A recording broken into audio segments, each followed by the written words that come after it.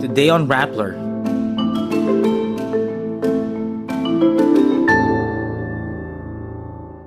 Ombudsman Remulla announces he will reverse the access restriction on SALNs of public officials. A strong magnitude 7.4 earthquake strikes off the coast of Davao Oriental Friday, October 10, leaving at least 2 people dead. The Department of Public Works and Highways indefinitely suspends road reblocking nationwide. The International Criminal Court denies former President Rodrigo Duterte's request for interim release. And the Ateneo Blue Babble Battalion stages a protest calling out corruption in government flood control projects. Ombudsman Remulla announces he will reverse the access restriction on statements of assets, liabilities, and net worth or SALNs imposed during former President Rodrigo Duterte's administration. On his first day in office, he says a process for the requests will be laid out in a memorandum, including the information that will be redacted from SALNs. I want to open this to the public. I want to open this office to the public. Kasi dapat ito sumbungan ng bayan eh. Before his appointment, Remulla said he was open to reviewing the policy set by former Ombudsman Samuel Martires. SALNs contain the summary of government officials and employees' assets and properties and are vital documents used to monitor public servants' wealth. Former ombudsmen like Conchita Carpio Morales granted access to official SALNs, but the policy stopped when Martires came into power. A strong magnitude 7.4 earthquake struck off the coast of Davao Oriental at 9:43 a.m. on Friday, October 10. Immediately after the tremor, PHIVOLCS issued a tsunami warning for the following provinces: Davao Oriental, Dinagat Islands, Surigao del Norte, Surigao del Sur, Eastern Samar, Southern Leyte, and Leyte. PHIVOLCS also announces the Philippine Trench caused the earthquake. It advises residents living in coastal areas of the affected provinces to immediately evacuate to higher grounds or move farther inland. Davao Oriental Governor Nelson Dayanghirang meantime confirms 2 people died as of 1 p.m. Friday. The provincial government continues to assess the extent of the damage and deployed rescue teams. A widespread power outage hit the province following the quake. Log on to Rappler.com for more updates.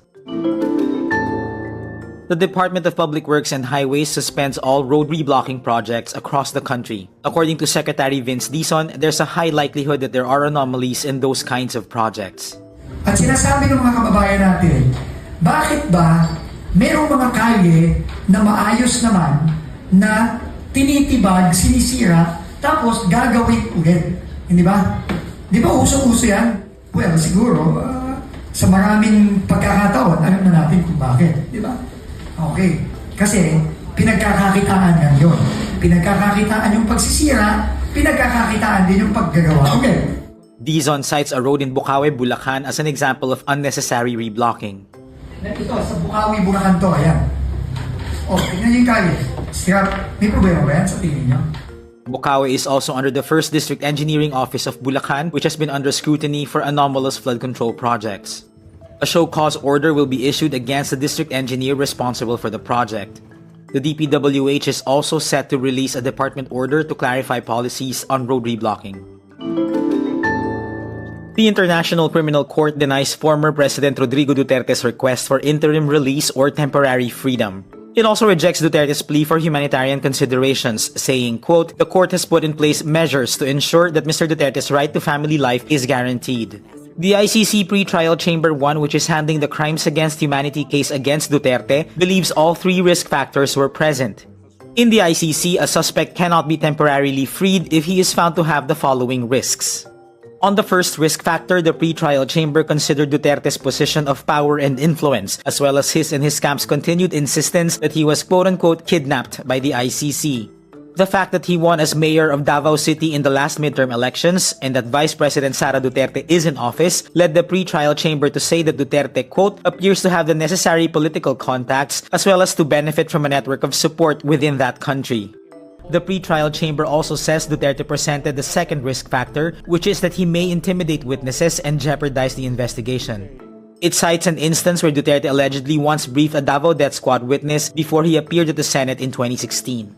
The ICC also cites the position of Davao City Acting Mayor Sebastian Duterte as one of the reasons why they believe Duterte presented the third risk factor, or the risk to kill or order to kill, more. Duterte is facing 3 counts of widespread murder before the ICC. The Ateneo Blue Babble Battalion stages a protest calling out corruption in government flood control projects. During halftime of the UAAP men's basketball game between Ateneo and UP, the cheer squad removed their jackets, revealing the message, "Kurakot Ikulong." Despite being on opposite sides, both Ateneo and UP fans chanted in unison as the battalion squad left the arena floor. The team's captain says in an interview that the protest was an act to revive talks and conversations about the issue. She also adds that the call for accountability was supported by the Ateneo school administration. Politically charged messages are nothing new to Ateneo's cheer squad. In 2016, the group made a similar performance protesting former President Ferdinand Marcos Sr.'s controversial burial at the libingan ng mga bayani. And that's today's wrap. I'm JC Gotinga. Thank you for watching. Click the link below for the full story. Follow us on Rappler's YouTube, Facebook, X, Instagram, and TikTok.